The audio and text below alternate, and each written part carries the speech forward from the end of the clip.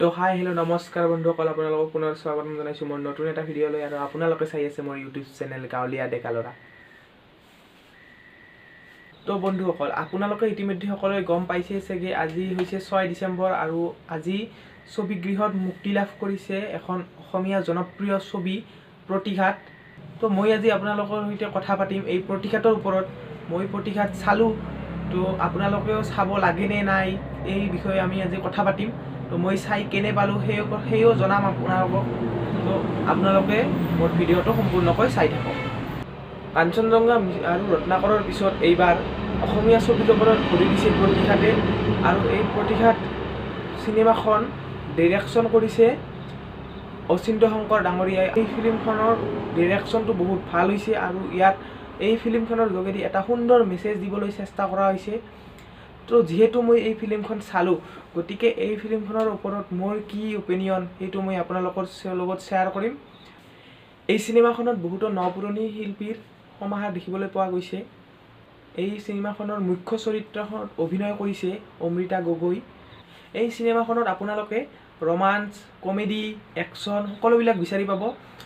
ইয়াত কমেডিৰ ক্ষেত্ৰত আমাৰ সকলোৰে মৰমৰ বেহৰবাৰী আউটপোষ্টৰ কেকেদা এই চিনেমাখনত অভিনয় কৰিছে। আৰু কেকেদাৰ যিবিলাক ধেমেলীয়া খুৰুতীয়া কথাই সঁচাকৈ সম্পূৰ্ণ চিনেমাখনত এটা আমোদজনক পৰিৱেশ সৃষ্টি কৰিছে।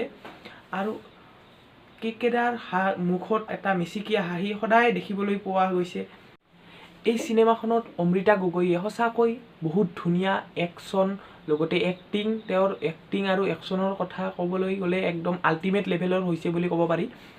গতিকে লগতে আমাৰ সকলোৰে মৰমৰ ৰত্নাকৰ চিনেমাখনৰ সন্মানী শিশু শিল্পী আশ্ৰমিকা শইকীয়াও এই চিনেমাখনত অভিনয় কৰিছে আৰু তেওঁৰ অভিনয়ো সঁচাকৈয়ে বহু ধুনীয়া হৈছে। এই চিনেমাখনত অমৃতা গগৈ যিটো এণ্ট্ৰি হয়, এই এণ্ট্ৰিটো যিটো একশ্যন সেইটো বহুতেই ধুনীয়া এণ্ট্ৰি হয়। আৰু সেই এণ্ট্ৰিটো চাইয়ে মই সঁচাকৈ ভাবি লৈছিলোঁ যে চিনেমাখন সঁচাই বহুত ধুনীয়া লাগিব। আৰু এই চিনেমাখনৰ ষ্টৰিটো যিটো সম্পূৰ্ণ ষ্টৰি সেইটো অলপ ব্যতিক্ৰমী ষ্টৰি হয়।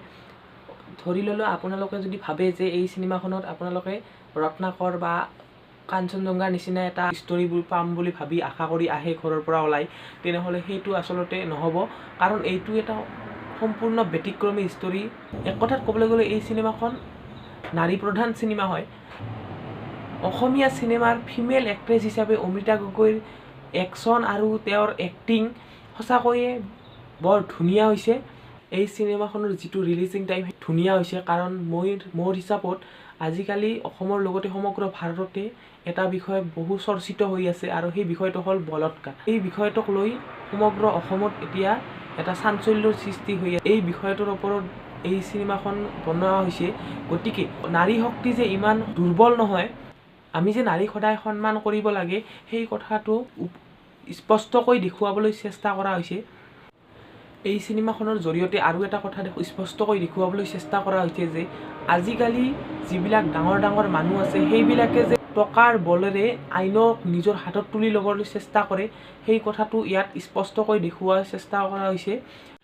লগতে এই চিনেমাখনত এটা কথা স্পষ্টকৈ দেখুৱাবলৈ চেষ্টা কৰা হৈছে যে আজিকালি প্ৰশাসনৰ কিছুমান বিষয়া কিছুমান অসৎ মানুহৰ লগত মিলিত হৈ অসৎ পথেৰে আগবাঢ়িবলৈ চেষ্টা কৰে। এই ক্ষেত্ৰত এই চিনেমাখনত অমৃতা গগৈয়ে তাৰ সম্পূৰ্ণ প্ৰতিৰোধ কৰিছে। ইয়াৰ পৰা এইটোৱে জানিব পৰা যায় যে নাৰীক কেতিয়াও আমি দুৰ্বল বুলি ভাবি ল'ব নালাগে। গতিকে আমি নাৰীক তেওঁলোকৰ মৰ্যাদা প্ৰদান কৰিব লাগে।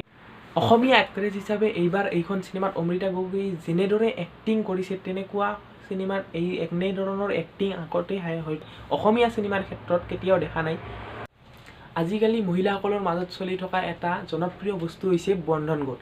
আৰু এই বন্ধন গোটৰ কিছু এক মুহূৰ্তৰ এই চিনেমাখনৰ মাজত দেখুৱাবলৈ চেষ্টা কৰা হৈছে। এই চিনেমাখন ৰত্নাকৰ, কাঞ্চনজংঘা এই সকলোতকৈ সম্পূৰ্ণ বেলেগ। গতিকে যদিহে আপোনালোকে ৰত্নাকৰ আৰু কাঞ্চনজংঘা তেনেকুৱা কিবা ইয়াত দেখিবলৈ পাম বুলি আশা কৰি যায়, তেনেহ'লে সেইটো ইয়াত একেবাৰে দেখা নাপায়। ইয়াৰ ষ্টৰিটো একদম সম্পূৰ্ণ বেলেগ। এই চিনেমাখনত অমৃতা গগৈয়ে যিবিলাক একশ্যন দেখুৱাইছে, সেই একশ্যনবিলাক সাধাৰণতে আমি ল'ৰা এক্টৰবিলাকৰ ক্ষেত্ৰত দেখিবলৈ পোৱা যায়। বলিউডৰ এখন বহু চৰ্চিত চিনেমা ৰাণী মুখাৰ্জীৰ মৰ্দানী, সেই চিনেমাখনৰ যিটো ষ্টৰী, সেই ষ্টৰীটো এতিয়া আজি এনে এটা ভাৱ হৈছে যে সেইটো এইবাৰ অসমীয়াত আমি চাবলৈ পাইছোঁ। গতিকে এই চিনেমাখন চাই মোৰ এটাই অনুভৱ হৈছে যে এইবাৰ যেন আমি ৰাণী মুখাৰ্জী অসমীয়া ছবি জগতত এক অন্য ৰূপত দেখা পাইছোঁ। যদি এই চিনেমাখনৰ মই যিবিলাক শ্বুটিং কৰা লোকেশ্যনবিলাকৰ কথা যদি মই কওঁ, তাৰ বেছিভাগ লোকেশ্যনে আপোনালোকে পাঠশালাৰ দেখিবলৈ পাব। লগতে এই চিনেমাখনৰ মাজত আপোনালোকে জুবিন দা, পাপন দা আৰু ডিক্ষু দাৰ তিনিটা সুন্দৰ গান শুনিবলৈ পাব। আৰু এই চিনেমাখনৰ মাজত কিছু সকলোৰে মৰমৰ জুবিন দাও আছে, তেওঁকো দেখা পোৱা গৈছে। এই চিনেমাখনত থকা জুবিন দা, পাপন দা আৰু ডিক্ষু দাৰ যি তিনিটা গান আছে, সেই গানকেইটাও ইতিমধ্যে ৰাইজৰ মাজত বিপুল সঁহাৰি লাভ কৰিবলৈ সক্ষম হৈছে।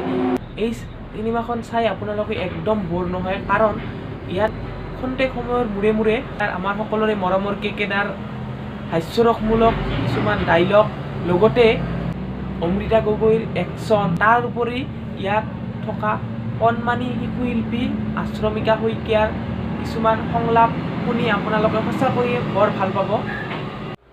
আৰু কমেডিৰ কথা ক'বলৈ গ'লেতো ক'বই নালাগে, আমাৰ সকলোৰে মৰমৰ কেকেদা এই চিনেমাখনত এক্টিং কৰিছে। এই চিনেমাখনৰ এটা কথা মই স্পষ্টকৈ ক'ব বিচাৰিম যে আপোনালোকে এই চিনেমাখনৰ ইম'শ্যন, ৰোমান্স, একশ্যন আপোনালোকে সকলোখিনি চাই বেষ্ট পাব।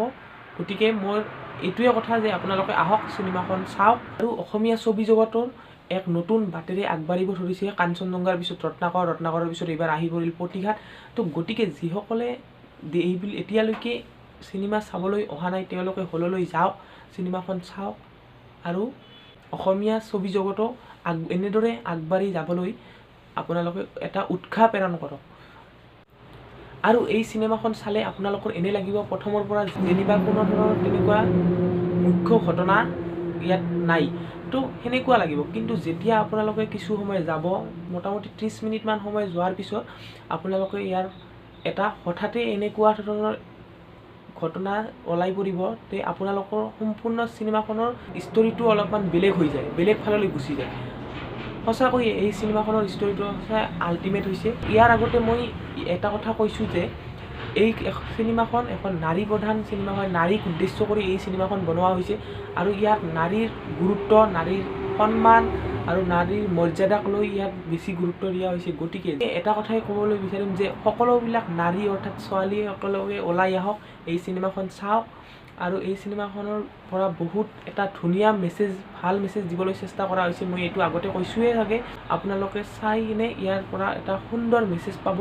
গতিকে যিসকলে তেতিয়ালৈকে চিনেমাখন চাবলৈ অহা নাই, তেওঁলোকক কৈছোঁ তেওঁলোকে হললৈ আহক, চিনেমাখন চাওক।